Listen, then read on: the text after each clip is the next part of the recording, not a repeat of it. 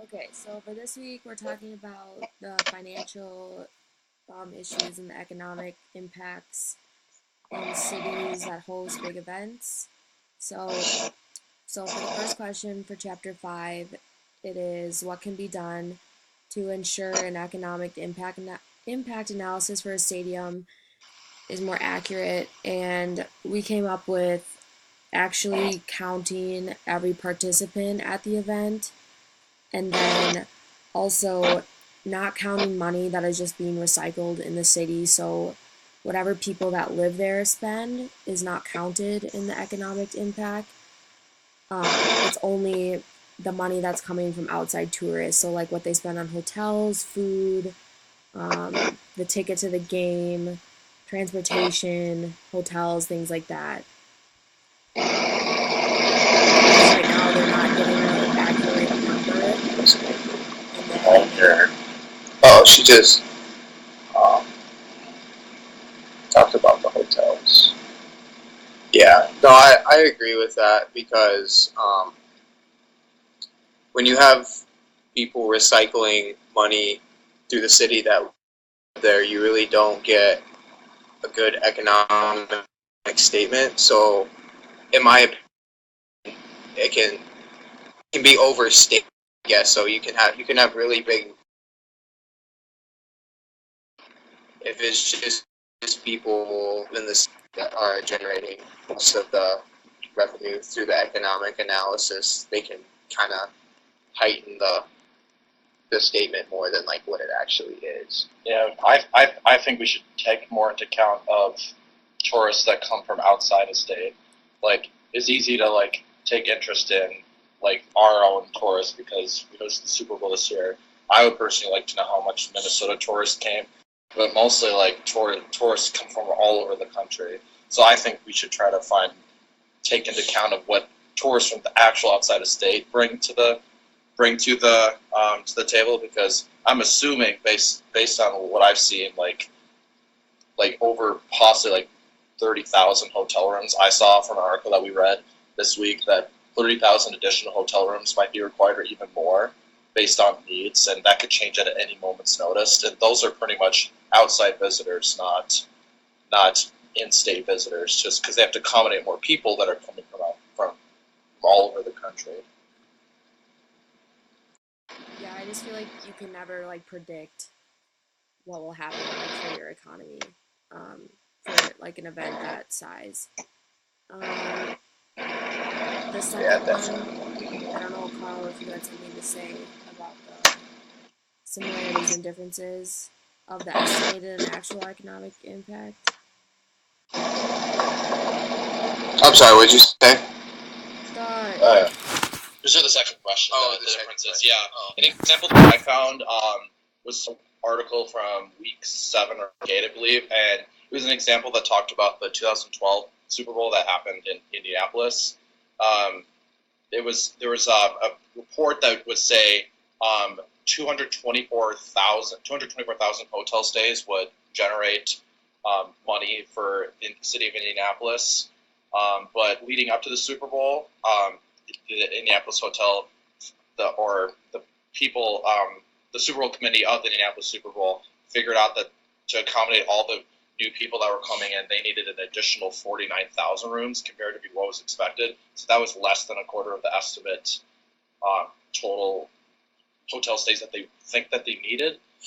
So the rooms cost more than they otherwise would, just because it's the Super Bowl, more people are coming in from out of the country. This generated about $28 million in additional revenue. So, I mean, they definitely overestimated, but it definitely brought more money. So, the unfortunate thing is that even though all that money is coming in, it doesn't really go to like any of the major employees. Like, it doesn't go to like the bellhop guy or the front desk guy or the concierge. That money goes to more of the city and the owner of the hotel. So, I mean, it does benefit them, but it doesn't really benefit the people that are actually kind of like what keeps the hotel going. So Mhm. that's one thing that I kind of noticed too. What do you think? Yeah. Yeah, I think definitely they overstate it for a reason because obviously from Carl's article they generated 28 million more dollars in additional revenue just by overstating it. But I don't know. At the same time, by overstating it, you're not giving factual information, in my opinion. But I guess it's better to overstate it than understate it, because it's a big economic impact no matter what, and you really don't know what's going to happen with the Super Bowl, like how people are going to spend money, who's going to spend money. But yeah, it's just interesting. Plus, if you overstate how much if you overstate how much you're going to make, then it makes you look better. Like, oh, we actually made $28 more million than we were supposed to. Then people are looking at it as more of a success story than, oh, you were $20 million under. Like, it's all kind of about overstating it. So I think that definitely helps. And viewing as more of a success story. Yeah, you're spending a ton of money, but you're actually getting. So. Yeah, I would say so too. Do you have anything, Kaylin? I was just gonna say, this doesn't have to do with the Super Bowl, but something kind of interesting. In one of the articles, it talked about the Olympics in Brazil, saying how they had, like, their economy was booming and everything, like they were super prepared, and then, like, once it got close to the actual Olympics, Brazil went through, like, a huge recession. Like, they didn't really see it coming, and it was, like, the biggest one in, like, the last, like, 80 years. So it just shows you, like, how quickly things can change and that you can't really prepare for anything. So it's hard to host, like, a big event in your city because you never know what could happen. So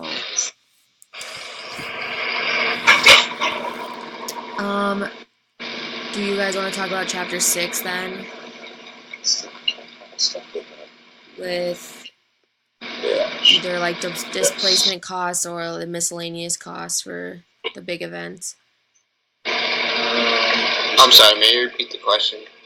The chapter 6 questions, so, like, the displacement costs or the miscellaneous costs for, like, the Super Bowl or the March Madness tournament. Yeah, that was the second question? Yeah. That was the first. Okay.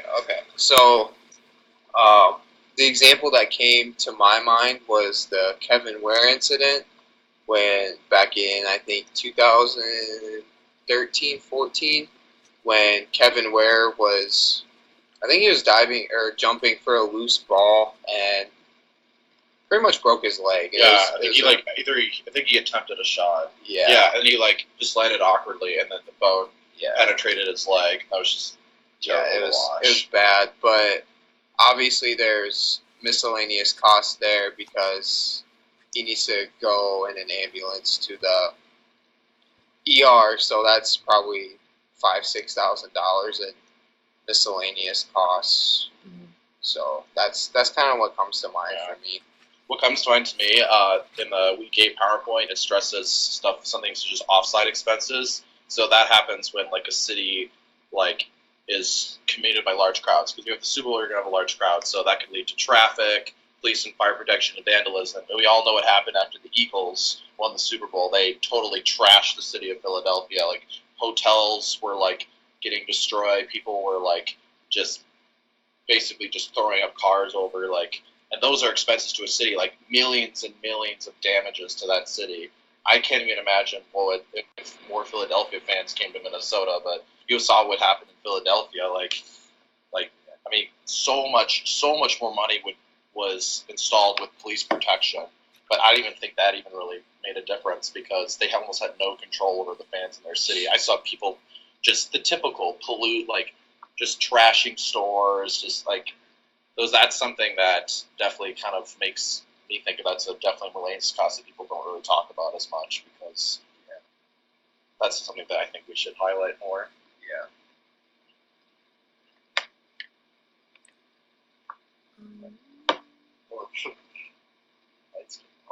Oh, that's whatever. Do you have anything, Kaylin? Just for, like, displacement costs, there's, like, the people that live there and they leave because such a big event is coming to the city. I'm sorry. Can you hear me? No.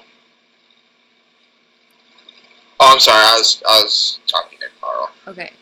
Just like displacement costs, like there's people that live in the city and they leave because they know such a big event is coming to the city and they don't want to be a part of it. And then there's people that avoid visiting cities also because, like, they might have planned a trip and then maybe they had to cancel it because they just knew how much of a impact that big of a game has on a city, so they just don't want to go there. Um, or there's people that change their vacation to go to a place that's having a big event because they want to be a part of it. So those are just like the displacement costs that might occur during the Super Yeah. Bowl. Let's see. Another.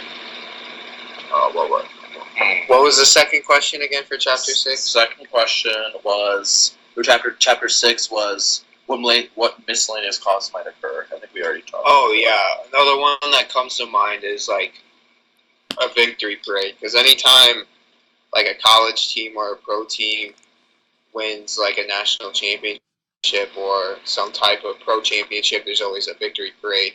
Mm-hmm. Well, yeah, but at the same time, like that all costs money. Like it's good money, but Man, it's kind of necessary. Like, you can't really avoid it, but it's Yeah. just. I mean, can you imagine if the Vikings won the Super Bowl, like 2-1, like how much expensive that'd be for the city? Additional that's spent on the Super Bowl and to build the new stadium too. Like, one of the articles that I read was like, typically spent on a new stadium, it's typically $250 million, but sometimes even fans have to. Owners would ask fans to spend 90% of, like, pay for 90% of it, because owners are only so limited in the money they get from like state and the city of Minneapolis. So the Vikings owner could only contribute 10% of the money they got, but they expected fans to spend 90%. So that just all these miscellaneous costs, like, for the city ourselves, because I mean, it was a huge success, but the Super Bowl, like, for the city of Minneapolis, but for the taxpayers, for Minnesota taxpayers, was way too much. We ended up paying way more than the team officials ended up paying for. So I think that was a little disappointing. Yeah. Okay, well, that's all I have. Do you guys have anything else? Nope. No, nothing to really add. All right.